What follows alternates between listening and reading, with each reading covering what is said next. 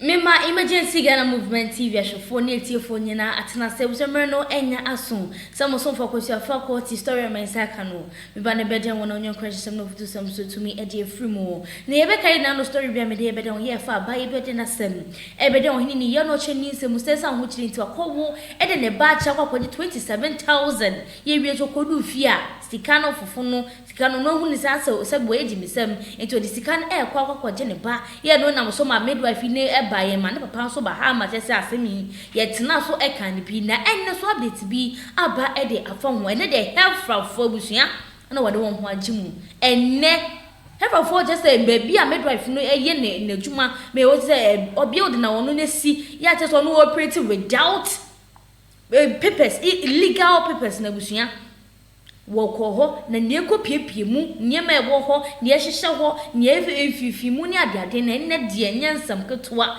ene ntoma even apegu ansem no epiepie no busame sema ne kam ho ne enkohwe video no na ya baba ensem ni mu acheche mu afifi mu ne enso obi ache na dwen ede afa ho abusia kam ho ne enkohwe video no e se yasem a yediye efa precious wakwa wo ye ewo maternity home wa eni din ewo Kasoa na asem no ye di akire emekokodu nefra no ye asoye a wo mo hwese ubie clinic bi ubie we a omo be ma license na ehye asoye hwe ya pomode onsem no ase Ministry of Health director no ye friend Dr. Ajimabedu na omo public relations officer ya maame Christabel eyiram eye no hoho ono na odano a emi se asem no omo di eche na video so na nura emo koye operations e wo ho no me pa chew MCR aye ready amfa nto so wo mo aye yesu wa na omo se ye yaboa e na enya no kra ye settings na mo nyina ma obi se obi ani adaje obeye settings wa ye kura adwuma na ye no eto da bia nsem ni bi kan ya ma adwuma ka ya nyini steady.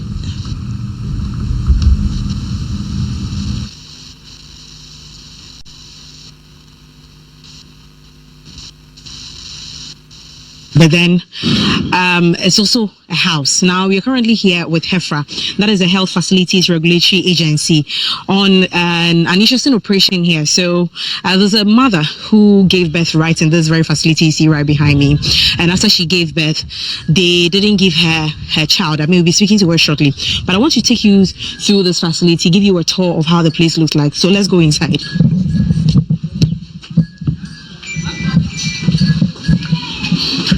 So this is where the whole space is like when you enter. So you get here and I'm taking you to where the patients gave birth at, and this is where so this is the patient's room. And in a normal circumstance, if you get to a maternity area, this is supposed to be the bed that you give birth on, and this is the baby's cot. But according to the patient, she slept on here even after she gave birth. The same bed that she gave birth on is the same bed that she slept on, and that is the baby's cot. So this is how the hospital room looks like. And they've given birth to, according to one woman who was here, she's seen about 3 to 4 births being given here in this very facility, which has no name. And this is also another place which is supposed to be like a patient's room too. The rooms are quite dark with no light and all that.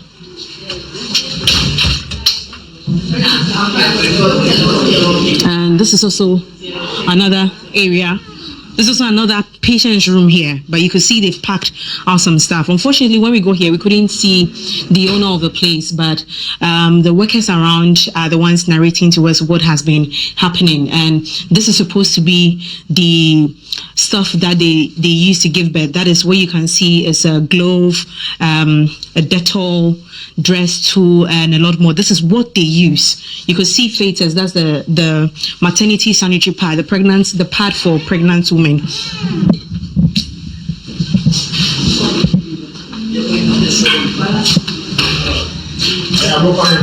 And this is also supposed to be an office. Quite a smell in here, but this is supposed to be an office right in here at the facility.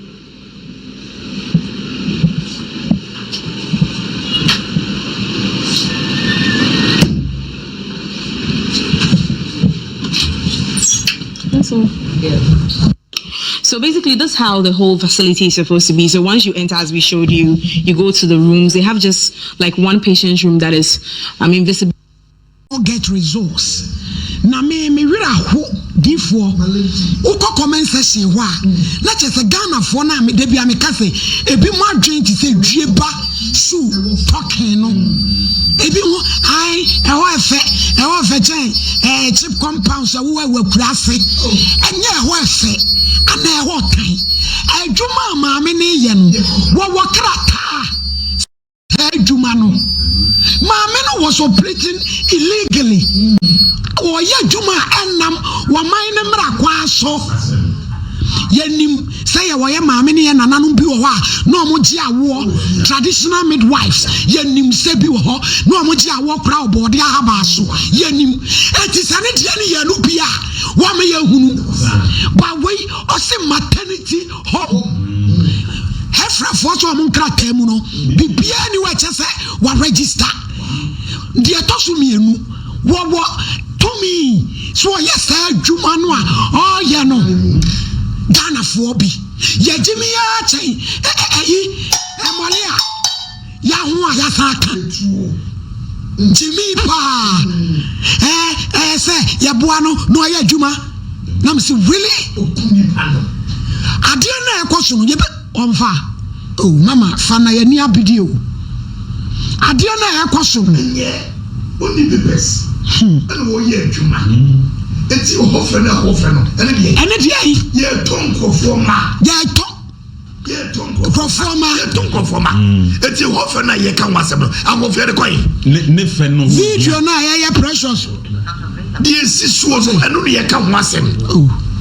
Jane friend na me friend wa ha ebia wonu na mbo o ne namu no ane ye ka wasem o lances ya ye ni problem ane so man na man lances ane odi ye na dwuma enti mo bi ntina se e o commercial she ho e be kan che se e be ye setting ye tete ko mo nka se setting mo se maame no ade a o ye no ne kwa so aban bo ano Malady, and she say, wo ho no mu amaledi ye de ti o mayi mu so person ye adwuma bia wo ba bi also call register wa de ne kro Malady sa wo mu a ekeka sanse mo comment section Malady side ya se we mu ayi cause ye no wakasa se no be kasa wo na public relation officer wo na wodi ani mu ma mo koyen sa operation no ba fe ye fra wa se wadumufu dia e be ha ye ni o be de ani ma bi sa na matafa so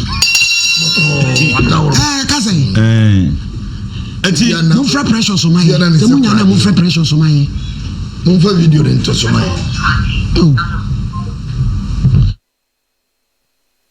Man, so there's this lady called Amma. So in times I was pregnant, I was going through a lot. The man of my child took care of me throughout, I think 4 months to 5 months. So then things were not going on throughout, so like he stopped taking care of me and we were going through difficulties. The mama of the boy chased me out of the house. So that was when I met this Amma girl and she told me so her family can help. So as her family can help me throughout, they've been helping when I want to go to hospital. And so allegedly when my time was due, they told me, say they have a midwife they work with illegally at Kasoa. Illegally? Yes, they told me they are teamwork, so they work. So I thought my mindset was that when I come to give birth, I'll go with the baby so that I can run away to the house. But when I gave birth, the woman told me, the midwife told me, I'm not allowed to move out with the baby, so I'll leave the baby. Did they give you any money before that? I'll leave the baby in the facility for her. And I told her, like, why? She said the money they took care of me plus that 27,000 in addition. Where from the 27,000? They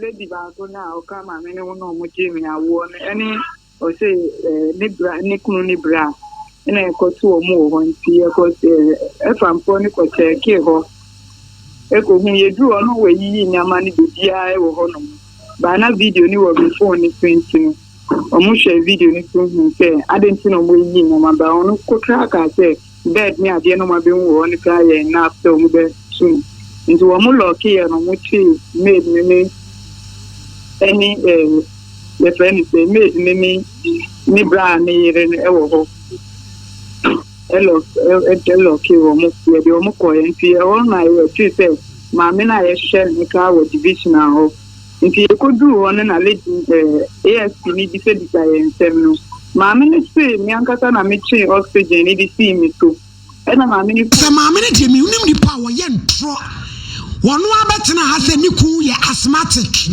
eti ni ku de enti obi ba na de stabilize no wo se wo na wo a wo chi oxygen si wo so Kasoa na me chi oxygen ni see me so e na ma me no ASP ni for bo video na wo interview no ka say ohun say me hu me tin so the oxygen is see me so and ma me ni bufu e no say o mo fa ni ntu o mo ko lo ke ni say ndra no mo tan so lo ke ni mo de ni kwa ndi ama ni belo and ndra no wo ma sa me ya lo ke no because I'm running near my ekoso anu odene ye de ni ko kata man so no mo ko ma ni be wo ho e woni ko mo ba no mo dinka di o mo lawyers bai ayo wo mo ba mo lawyers di o machi Abala ezi mo chinti ya mani bewo ti adune yendra ni yako ho no na muta ko lo ke no ewo ho enti wo sha study wo ko ho no eni fefi ana wo ma yi niam bebre wo ho ba to a mo yi niam bebre wo on sada ye show no bi friend say wo twabo ho ma wo say ye yi niam na chese wo te anu wo ye course chese smart and right and you call it your own only food that your mother number only food also oni mudai ojo only phone ntinu afi na em do atrodora ni number or the said dora ni to on story o ba be kan ntinu wa atrodora number it was right dora number enti and now be ko police station ho ma and there is a na me ni o kata ni there me paki me ni ama me 50 answer who free me 50 adai ma me mami azemwe me mami mami di go put no muka no sorry and that me di go put for me ba na di asta me ba ma bre na ma da intino and that na me ti mami ta dia na me wo mi ni ma sem ta ni na wo pie na then na me ba ko na ko yi mi ni ka ta ba ko da ana go muka za mi za ma mi ti ma ten ni so we mo de me now yes I mo ti say and what got on back 270 million and the sikano obi anu do de dia precious say who buy o mabufu e tie so mi awa no na wo ye kom sikano mu bi sa bi kan ni dia de ma asem ni ba ye no ma mi no bi ama ni di me si say di idea o say anato ogba ba ni ma dey so mu ye interested in can way because ma asem ba ye mi kwa na mi ba nti ba no say no say mi mo mi ba mo ana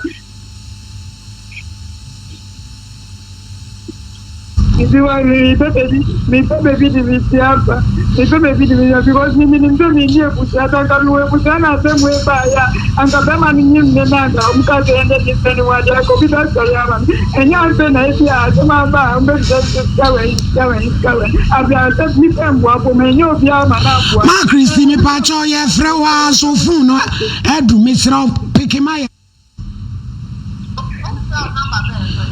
We ya so nyanya me die producer frewa na ofun aduma ye no kre ti mesra pekema ye why o san frew o de number foforo nya me die 31 e twa to why number to me ana Debi o de 31 e fre won so afun se de jemire kutu ayo fre number e ja se abet se de o ba aduma no so spirit bi di na chi o ba ni padwen sa akopem se be pon se no so de no ka ho anwen ne se se o we ahoma Hello, Precious. You the we have a fro. Me pacho. Dia no oye made in interview no. Therefore, made phone ya woni bi. So comment section for be say enya hwe esa ma amini po ye boa no no oye adwuma. Ghana for bi. Jimmy ni die. On say made di award dia. Menya ma kwa man so. Mengo. Hello. Yes. Yo abusia for menya me maame Christabel Eiram no ho ono no ye Hefra bedwam kasa maafo a mo hwase ya ehwe yapomudi wonsem so operation an record so yi oba kokodrufo no di animu ena omokoye za operation no a sa akwa maternity home ye wo Kasoa yi enu a mo di nkrado akwa akotutu ma de de kan ma so ye no madwuma mo ye pa ene sei ma me pa cho yo me da se ena me pese me fa make sure wa kwenya wetie fo nyina na me sa fa akwenya we so eda wase eneda Ahenfie TV so ase because enya mo na mo video na e call viral aka as nia ekoso wo Kasoa honum no aka ye ho ntini ye pese ye fa akwenya we so ebo mo baso pa because my idea like yeah that's it. Now Hefra no yeah a ministry, an agency under the Ministry of Health. Now yeah no yeah and say yeah na yeah so say as so yeah health facility that is a facility bia ushe accommoding some so yeah na e was say yeah ma ho kwan e ma we operate as a health facility. And as a facility, I have accommoding some so our Ghana happening na into Hefra no you were offices in all the regions in Ghana. Answer no be be ayaresabia ana any facility bia amount for accommoding some so no. Ye na e was ye be na ye say standard na ye the amount and I say you've met the minimum standard and sana we near operate Visa na enti yen no na ye every facility omo ye maternity hospital clinic every facility including omo seminar say omo so aesthetics omo ye aesthetics uko baby salon but say or ye facials or timima drip intravenous drugs drips na or maybe obi o say or ye to obi o ultimate mama we ma ye flat obi o ultimate mama o to aye kese sa facilities ni na ye na ye hwe omoso ye na we say ye ma otumi ansa na wetimi a operative facility visa it is a facility na say facility no oni Hefra for your license na Hefra edini ye health facilities regulatory agency so ura ya resabia bia ana any facility bi omo hwe amafa pomodin sem so na omu ni ye license na chese ye no ye ma omotumi ye say omotumi operative facility visa until when you enter such a facility no one ye guaranteed sebe nipa na ote honom say or he ayaresa no or ye doctor ampa anasa or ye nurse ampa because say ye man no license ye be say ampa nipa na or ye juma wo honom no or ye doctor anasa or ye nurse anasa say or ye lab technician and nimdia also ubikita to actually operate such facilities no okita and also say standards are also meeting no we meeting the minimum standard meaning ansana the society and as a Ghana for ever subject to that person say on na yaresa now say ukona say helper license ni ndi hono ma not said nothing show say baby a wo kono ampa or sa nimbie no nti be kwa say omo de won kwa ebo chacha say the way a ma say ade ama for kwa ebo chacha no aha sa na ebeba no anti Christabel me pacho yenhwe ni say yenim sa first no ye wo traditional midwives ye nananom na omo gi awo ofie yemfa anti Sarah semi yemfa ni say okay bia o pretty say traditional midwife only license fine moko ho no facility ho no standard no yes onipa be sorry say okoje ayarehwe e wo hompo na wakose mebewu ana me pacho you mame me pacho endra ye du honum no nya ye di ye ni hu ye no in fact me hu ye no na makoma afide makoma ye me ya ma se wa nankasa ena omo a omo kokokra se omo kwakọ like akowo no because udi kan uka say ye wo omo ye traditional birth attendants sa nkofo no so no they come under regulation. Your traditional medicine councils are omo massa nkofo no license into omo crampo no they also don't just operate like that.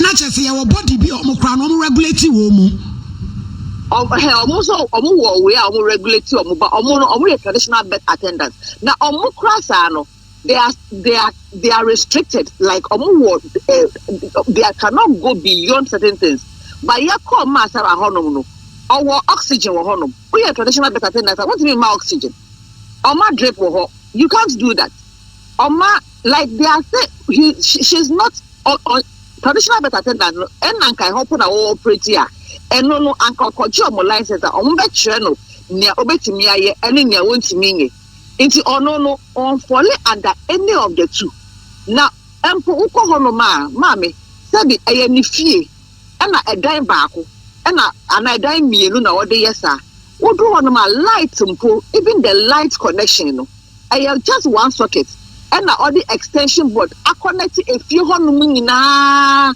look at the risks involved. So it can easily trigger fire, but before you ever one channel, they say you have to. Was a permit every fire service for her.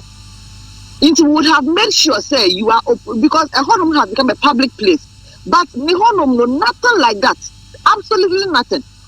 Baby, I won't forever. We are baby. Oh, you better send me videos. No, you will be appalled. Like I just extracted be like wow. And a whole night free. Who do I want to mean home? There's stench alone. So you would wonder why somebody would subject people or citizens of Ghana to such an environment. Jimmy Fona Mugu comment section one more case. Say your money ye Jumano. Mutie Ghanaian Sibinum. A Brunoma drink kitten. Mutie. Nobody. In fact, into Andra Kano, na me bisa almost say me should come tell me say okay ana because for anybody who is in his or her right senses, no, I actually don't see how you would subject yourself to such an environment and say because a honum no kokra wo mo fire yare free ho dia kofi. The echo who wo ho Andra no wo mo de be fire yare free ho e dia kofi. I ye ne ma Sarah so ekasa no ni kase mu no first na also oye nurse but answer by the time I ye wie ye hu say onye nurse wo kwan bia onim kwan ye fa so di nurse mpo na che say anti Christabel obetena ha say waye adwuma waye midwife for Shukura hospital and ningina oboa facilities na obobo mudin na say waye adwuma wo honom no most of them obo family health has been licensed by Hefra. And my Hefra, we say more license. No, let me say the name of all staff. You know, ni the BM or your nurse, why nurse or any of those facilities that. And now, yeah, ne kasa kadi who's yebisano. Until later yebisano ye who say, name quite for to be a nurse because Ghana Hanum is always a nurse. The only institution everything yama who quite say ampa we a nurse. Who bet me practice our Ghana. Aye. Nursing and Midwifery Council. Some Nursing and Midwifery Council on the Crampono. Masara, or Nimposa, the big crowd in Nursing and Midwifery Council. Now, Cosia, Juman walk when you cloud. What you say? Yes, and what you cleaner, Sunny at say, our health facility bill. They are possible because, like onionness, or name quite fast to be a nurse. Until why would you subject yourself to such a person? Tell what you are the honor. What the one and bakupo, the Pamacho, and Quana bakupe.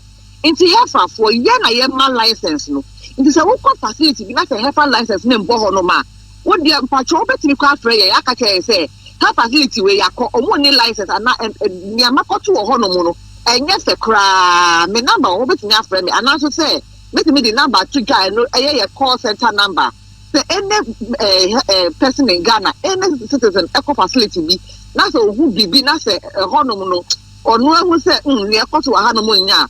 Pacho mo bomodi anama ya so nti na yenso de yanda ho kra. Ye beto na mo hono ho a na baby embra ne sim so ye di ne besi ho because ye enkwa ne de Ghana fo nkwa ehia ye eno nti na me meti hono me ba me salary. Se buso me say aban tua me ka o tua me ka se me say every facility operating in Ghana operating within the minimum standard. So is every colleague of mine I have for Hanum. They say omudi taxpayers money, taxpayers money yenka, and they say you be making sure say, you get the minimum standard of practice from every health facility. So baby, that's all they are not operating within standard, and that's why we cannot have a license name bohonoma. If I chop more janama yasonte. Now yes, we will go after them because young penny, mama for unqua, fa ama for enqua and what chachasa, there be any cra, and yet says ya nedia, master of facility in the yatum, and your facility per se, a fear into the feeling in ayatum, yatu feeling into the year, so the Ama police for no ma. We'll take it out from there into the apple. Your Auntie Christabel, Yenshani say, Ebimu say. Ada na mo betina ho ama bibi asi ansa na motu anamo ana so obi amema mo tipofa mumu huru bibi sa wa hu me pacho enya sa won say we no ukọ baby a operating na nothing even looks like operating facility wo. There is no signage only bibia until unless until we say crampo no pe enka nya obi po odi adase ka say ampa me mama Jimmy awo because you do want to can no chantro. Or see there be Yanja war having ja what and I me started. Until say ampa or Jima or didn't try to say Ma Sarah da mini mammy penimua or didn't try to say my minute da and draw or national television so didn't draw so I yet Jumo Sukula Hospital. Meanwhile boy. Yes, it's not Kasoa police station. So go school, my money bill do. My money bill do. It's mammy, wait, why modifa me da he fit TV ase, me da munina ase. Na mo say, ye aso mu idie. E na ye ka the facility ni dey atum. Ye dey, ye pede man nye atum. It is say an oba no obeje license ni dey amba mo na bia na. One go school be anya bibiano. Answer my baby license, yeah, more license, ye behave be our jumano. If it has into your banner, baby or no year, Jumasa or the year hospital, the young man, the crisis on you, or weather. Now, or no, person be a maternity. Before we be a maternity, there was a midwife. We are midwife, now be a maternity. I don't see how we can license if we have her. Unless, this can be also the work will sit dying, or sit dining, or the baby to her. And now, no employee nurse and our midwife or Bayajma or Honum, fine. But no, they are not practicing midwife. It's here, man, and license. But ma, your video now, Medina no few hono. One also cry out, so I won't be you. Mammy, menstrual or Munina, they've been picked up because any who finds out the amount for quack. What chachasa? And run, yes, mammy, no, my son looking. Where the knock of my police for? Make no, where the knock of my police. I see, and Rama Salokon or Kasoa. Me pacho, I say, so more Kasoa. You a police for way, and I make me confidence in the Ghana Police Service. It's on my issue, no so upload there. Any on one age, my Endra, a police for now. I can me on one of the call round, you do one more gunning in a police for ya, the DH, extra munina, you know, may Fakuna was to swat the Ghana police for us because they're drawn and Ghana police for Kaya Hodia and Kayinti Mine. If you were confident in the Ghana police service, say, on one picking up issue, Lydia, I will see the end of this matter. Okay. Yo, Auntie Christabel, that's a pie, additional Francois. Yababa Pum, yes, yet the idea, be out of from Fetcher. Yabama Mosuma Swati, the Rade and Kang Pama. I mean, Shram will be brave, any Juma Moye. ya maame Christabel Ejiram no ho ya we public relations officer Edema Nefra under Ministry of Health and ye no kotwetwe enkomo no na wo se enra no Auntie Sarah said your maame betena ha me catch mama I put to you say oh didn't draw maame ensema wo keka nyina abepiem central e de na chesa kwalare nyono ton ono it is a precious cancer o kase wonya ne ba ne ho nko wo se ngi kwa eje no petrodo it Ghana police ye papa empianim de di kan nyame hiraw ono no di asem na chifi kumase e de kon krai ya sraman krai hono wonkuta asem nim na ba bia akola ne wo bia la yankwachi akola ne mra maame no yesi wo mu ba ne lawyers na yesi ade no eye syndicate wo mu ye gang benifo di bi no wo mu ti I so bi asuro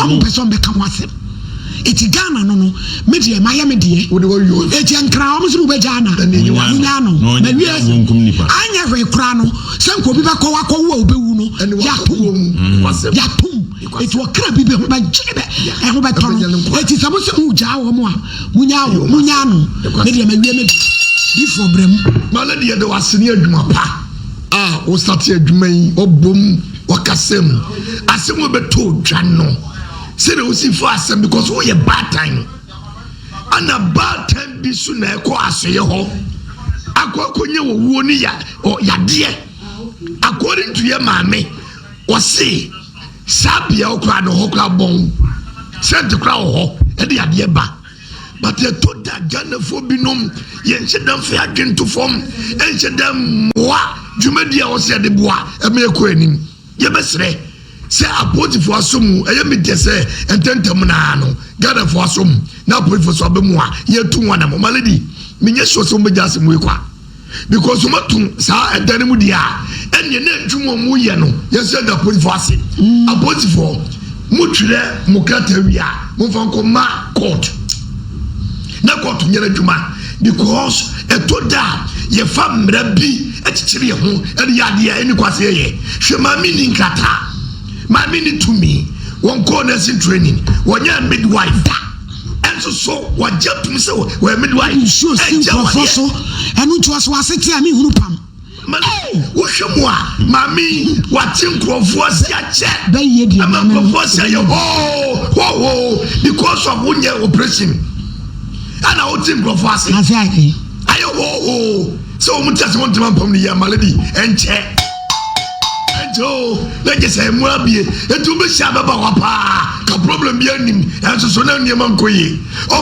ye be sire mu a munye mo adin say mu be ko school aduma no enye wodia enfa nkobrem won ko school empenim die enko nurse enko doctor enko midwife a enko fo si kam consider say o ko man ko fo ba bedem ana akura bia so beton no ehun su so ho problem bi abetu ebebe bia no ehun su so ho enti ese Ghana fo binum say eduru brebia eya mun support ye pa na muni yeti ye because o hawa ekoso magwe mu no se de na maledi ubusa bai mami enime bi won mo mu hunu enime bi won mo aya me kan kire wo a ohunu se je fide kese we su na se we be pie ya na ka sem we ehi vo pa na kokon mabi da bi o che o ko afa so wa build gate no wa building nua etu ahwene wu se ho eye bibia ekoso wo sili wo di nua sili ye se kanafo da bi eduro no ye nyina fe hunyim ade ni nya ye nyutum se nye eye so ye nye support maludi nyankopon srawo ene ehode ode mawo asem ebe de wo ye wo si edi ekire empanifo afre wo mu nyankopon srawo ene ye papa mpiani so no nyame basaya don so wo sha de pa wadawroma ye dase maludi Narampa malady medase pi nyame hira papa asemi ba ye malady wani abre aye course a hunu de na ko nyina na malady e be ma nipa bi atene ma bi asese se woni nam social media na se sebe wadwene wo fom e wo ne ma bi se ho akosua de malady ma mi ba ha na no ana mi kan se ma mi bi fresh se no ye cleaner Yo. And they want say obi o any made o clean na ofio onzo dia wo ni bi. Bibisa ma me say e kwan be no mo fa so. Omo ma ya ti ase play malady. Omo si cleanness ne omo nyanyam no edi nkomo mo. Esere nurses no.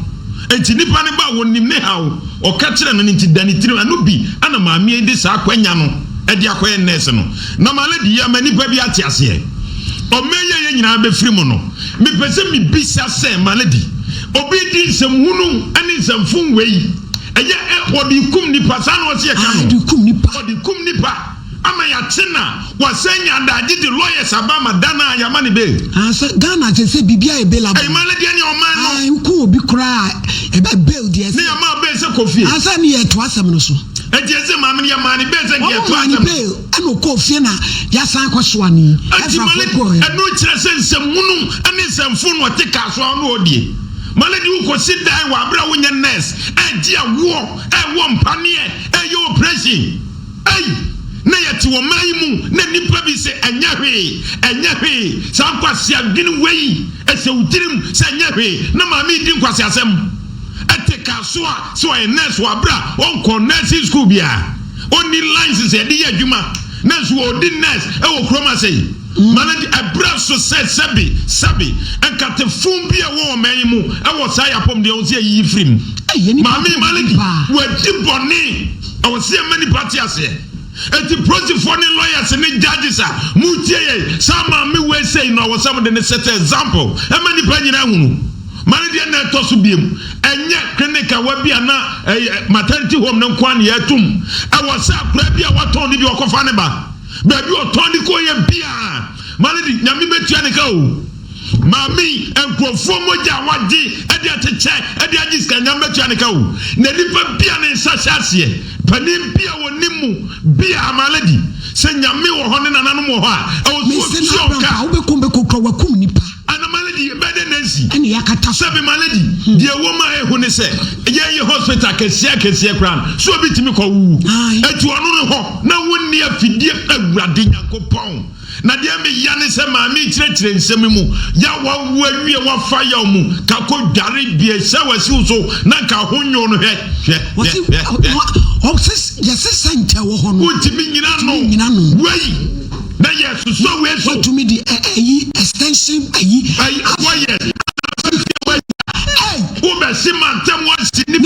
party comment such as saying Abai hospital be crama and what fetch Malady Nipo or trust Uncle saying I'm better go across champagne.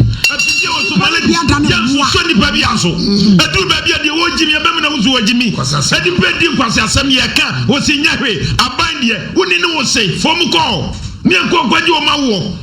Assembly oya kan dika mo beza mamiaka aya na safo beno no malady sabre breya ye womi obi bia wonim so obi bia facility bia malady only license bia no on fair na ye kokohwe ne yesu ye frem panifo no momra e bra so se ye yinkatefo no anyira frim wo de temantamo za wo beboa na malady wo wura mantamo bi obi akoya nurse wa abafie na homegiem obehu no de ne ho ba bi no de gi awo eni nyina na wo se ye hwani etu ase e wo se ye hwani etu ase online says e yo de gi awo e de nsem na ekoso sa malady na obi tifie ma me weti wo e wo panie se meti wase minti mempam atim di nsua sabe ye de asiuso e forso amwa wo nyina ma mi atim de asiuso na ye enyape ya tuomaimu ni babi di kwasasam ya nitua ni ye twawura guso ma me ade wo ye eni papa bebre nim aso mo de nyape ya temantamo o me atina enyape sakure ya mfa ma ha akama me obedi awu bebre ko beton performance bebre no obi a waton babia firi ma mo no bia no start fansa guti malady na wo di akra ne beba na so picture ba be da TV so no. Malady na no wo frɛ pani wo se ye won hyehyɛ ya de giba malady nya sa no kan ye won hyehyɛ ye wo fo kwati kwan akɔwi akra na kɔtɔ akra no wo yɛ kronfo de wo tɔ yɛ kronfo wo a wo tɔ yɛ so malady wo yɛ kronfo eti wo man yi mra no emma kwan si yɛ tɔ nipa o man hyehyɛ ye malady ewom si yɛ tɔ nipa Ethiopia wato ben bibia ante Sarah and Sasso say entra maami abetra twitwa no pressure so ba no di animu ma wona ton ya malady nipa betina TV so control atimi akasa wa ye dwuma hospital wo bra won ko suku na oni na we cleaner na ye dwuma hospital na no na mi kire mo ami bi frɛ mi fra bro kire sɛ nwa won sɛ ma kire cleaners ne wo ma ye soma so wo masin yes no malady ade wa dwuma no qualification na kura no ɛno mɛyɛ mo wa ba so ho rampa yesre adwumayefo no so to da bi omunsi fom ɛno kwase no mun cheke na mo kasa mo batra office nkwaji bɛrɛ no wa wuna adwuma no